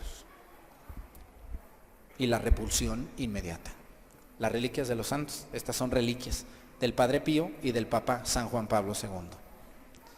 Al orar por la liberación de esta pobre mujer, el espíritu maligno me gritaba, estremeciéndose con fuerza, que me detuviera. Recuerdo a la vez que me dijo, yo soy tu Dios, tú debes adorarme. Juan, el hijo de Lucrecia, me contó que en el periodo anterior a la liberación definitiva de su madre, incluso antes de que ésta tuviera las acostumbradas crisis, Él oía como aullidos y lamentos que de lejos se acercaban a su casa. Todas estas cosas no las entendía la gente hasta después. Todo esto queda por escrito, está en un archivo de un exorcismo que se realizó. El fenómeno se presentaba cuando él ponía a rezar en su habitación ubicada en la planta baja. Cuando se daba cuenta de estos lamentos, se trasladaba al piso superior y encontraba a su mamá, que empezaba con las primeras molestias que le llevaban después al trance, cuando rezaban. Lucrecia le contaba que antes de entrar en trance, escuchaba frecuentemente una voz que le decía que él era muy antipático y que con sus oraciones era un aguafiestas. Lo llamaba con desprecio el cura. Fíjense, el cura iba y rezaba y Satanás le decía que era un aguafiestas, que no lo dejara entrar. Un día en que Juan no estaba en casa, esa voz le dijo a Lucrecia: no está en casa el aguafiesta, así que nos vamos a divertir. No estaba quien rezara. Si Juan lo molestaba tanto era porque oraba mucho y había logrado involucrar a muchas personas para que oraran por la liberación de su mamá. Narración del marido médico. Acuérdense que su esposo era médico. Aquí viene la narración de él, todo lo que él vivió. Él era médico, era cardiólogo, ¿no? Entonces, muchas veces estas personas no son muy dadas a creer en este tipo de cosas, pero pues si te toca en la familia, pues crees porque crees, criatura. ¿Qué más le queda cuando no le hacen nada a las pastillas, ni los medicamentos, ni nada, ¿no? Pues ¿qué tienes que hacer? Pues recurrir a lo espiritual, ¿no? Entonces les voy a leer la conclusión del médico sobre el caso de su esposa. Dice: como médico puedo decir que habiendo estado yo presente en crisis histéricas, epilépticas, de lipotimia, etcétera, estas patologías, objetivamente hablando, no se podrían considerar como la causa del comportamiento de Lucrecia en la primera temporada de su malestar, cuando todavía el espíritu maligno no se le había presentado. Es decir, no pueden estas crisis psicológicas ser solamente por sí mismas causa de esta posesión. Por lo tanto, él creyó. La liberación definitiva fue el 2004, el 12 de noviembre, precedida por una visita al santuario y por un sueño. Les voy a platicar, les voy a leer ya por último todo el cuestionamiento antes de hacer el exorcismo. Un sacerdote, cuando va a hacer un exorcismo, tiene que cuestionar al demonio que está ahí. Cuando se llega al exorcismo, esto hace que el sacerdote tiene que tener sesiones con el que está poseído. No es porque a mí me traigan ahorita una muchacha y me diga: hágale un exorcismo porque fíjese que la vemos media rara. No, el sacerdote tiene que hacer una investigación minuciosa de los acontecimientos que ya les platiqué anteriormente. Y después de hacer las investigaciones, esto se puede llevar 1 año, 1 año y medio, 2 años, se le tiene que dar información al obispo y se tiene que determinar qué día va a ser el exorcismo y en dónde y quiénes van a estar presentes. Y los que van a estar presentes tienen que ser personas sensatas, de fe, que crean en esto. Sinvergüenza, flojo, hocicón, ese no, ese llévenselo allá de borracho, allá que ande en otras cosas. Ese no cree en esto, ¿para qué me lo traen? No, allá quédate, emborráchate y embrutécete más todavía. Tienen que ser personas de oración, que creen en Dios. Tienen que ayunar 3 días antes. Acuérdense lo que dijo Cristo: estos demonios no salen sino a fuerza de oración y ayuno. Tienen que ayunar 3 días antes. Tienen que estar confesados. El sacerdote y esas personas tienen que hacer un retiro espiritual de 1 día con el Señor, retirarse, a orar y a prepararse con comunión diaria. Y después de todo esto, tienen que ir y enfrentar al demonio. De preferencia en un lugar sagrado, como puede ser una iglesia, una sacristía, un oratorio o un lugar que esté preparado para una iglesia, como por ejemplo que no es la iglesia, pero que está bendecido todo este lugar. Ahí debe de ser un exorcismo. ¿Correcto? Entonces, no nomás es así, no son enchiladas de que tráiganmela ahorita, yo aquí le rezo y le canto y le bailo. No, porque ¿por qué les digo que no debe de ser así? Porque imagínense, llevan ustedes a un iluso de esos señorones locos que no creen en Dios a un exorcismo. ¿Qué le va a pasar a ese pobre de espíritu débil? Pues se le va a meter el demonio. Se le va a meter, porque no tiene nada que lo proteja. Se le va a meter. Acuérdense que el demonio, miren, el demonio sale e inmediatamente se mete. No crean que sale y se va por ahí a volar un rato ahí, anda. A ver a quién me le voy a meter. No, ahí luego busca y ¡pum! Entra. No se manifiesta inmediatamente. Escúchenme bien, no se manifiesta inmediatamente porque el demonio es paulatino. Se va manifestando. Acuérdense el caso de Lucrecia. Todo comenzó cuando se le paralizaron sus pies antes de entrar a la iglesia, ¿no? El caso de Ambrosio, todo comenzó con el mal olor en el sagrario, ¿no? Entonces, es paulatino, no es así de repente, no se va dando no se va dando rápido, no se da rápido, se da poco a poco.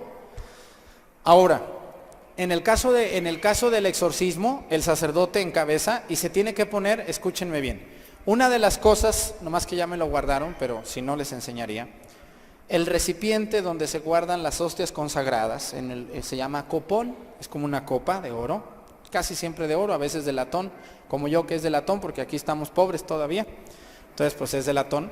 El copón se debe de abrir el sagrario para que se le acerque el copón a la persona antes del exorcismo. Y el sacerdote debe de hacer el exorcismo con la estola. ¿Sí ven una tirita que nos ponemos aquí los sacerdotes? Eso se llama estola.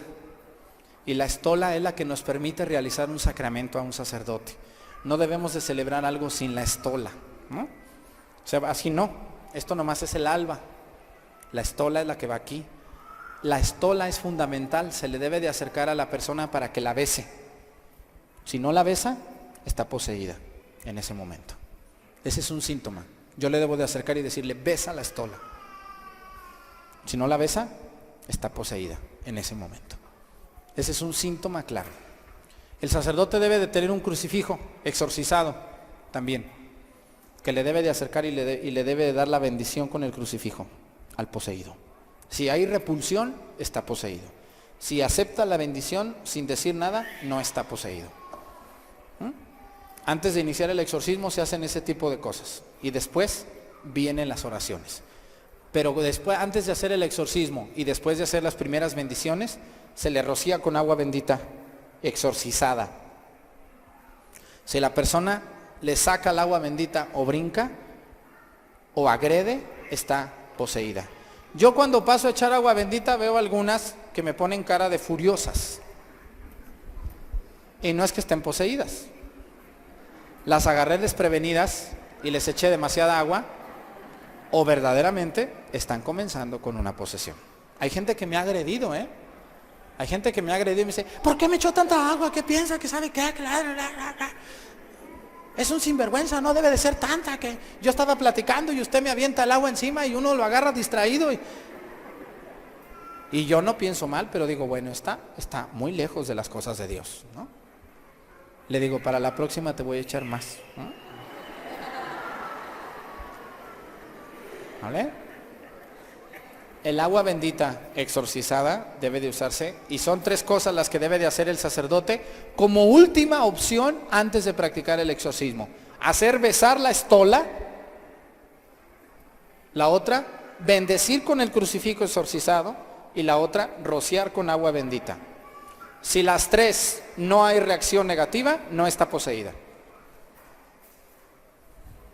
Pero después, el padre Benigno hizo esto y hay un diálogo muy interesante entre Lucrecia y el padre. Se los voy a leer, ¿sale? Ahí va. Cuando Lucrecia llegó se sentía mal. Empecé la oración. Ella entró en trance de inmediato. Se transformó, ¿no? Dejó de ser Lucrecia y comenzó, a ver, no le aprieten por favor, y comenzó a aparecer Asmodeo. Acuérdense que se llama Asmodeo, el demonio. La nueva personalidad que se presentó me dijo que la dejara en paz, porque ahí se encontraba bien. Le pregunté, ¿quién eres? Asmodeo, me respondió. Y después sacó la lengua moviéndola por un buen rato. ¿Estás solo? Sí. ¿Quién te mandó? ¿Para qué quieres saberlo? ¿Quién te mandó? Insistí. Uno y qué más, no te digo. ¿Fue Lucifer tu jefe? No te lo digo, fue la respuesta. Seguí con las oraciones de exorcismo y cuando llegamos a cierto punto empecé a invocar a la Virgen Santa con el Ave María. Deja ya esa, me dijo.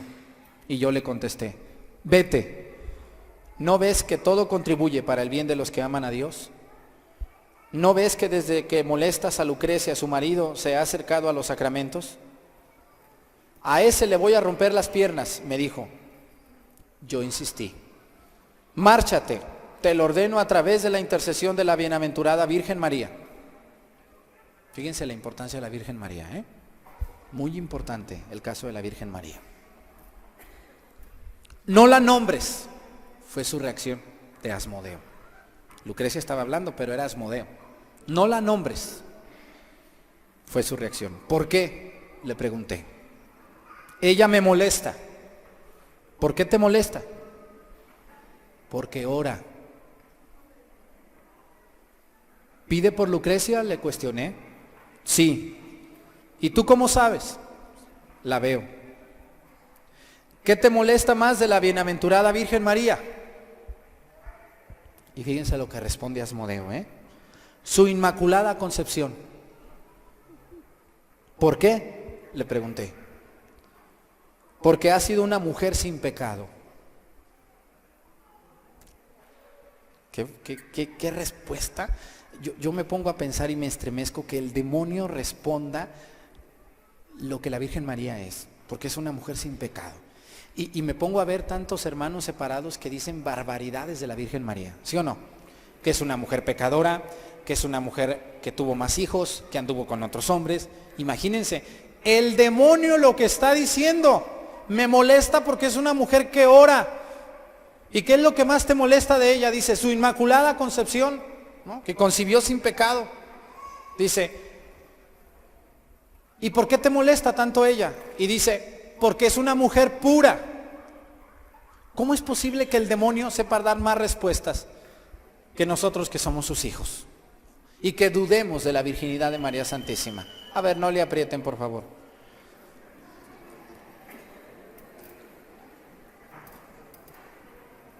Vamos a seguir, Ahí voy. ¿Por qué? Le pregunté, dice, porque ha sido una mujer sin pecado. A la luz de estas respuestas, repetí la orden de que se fuera, haciéndole referencia a la Virgen María. Fíjense lo que dijo, o sea, el padre benigno ya encontró dónde está la molestia de Asmodeo, la Virgen María.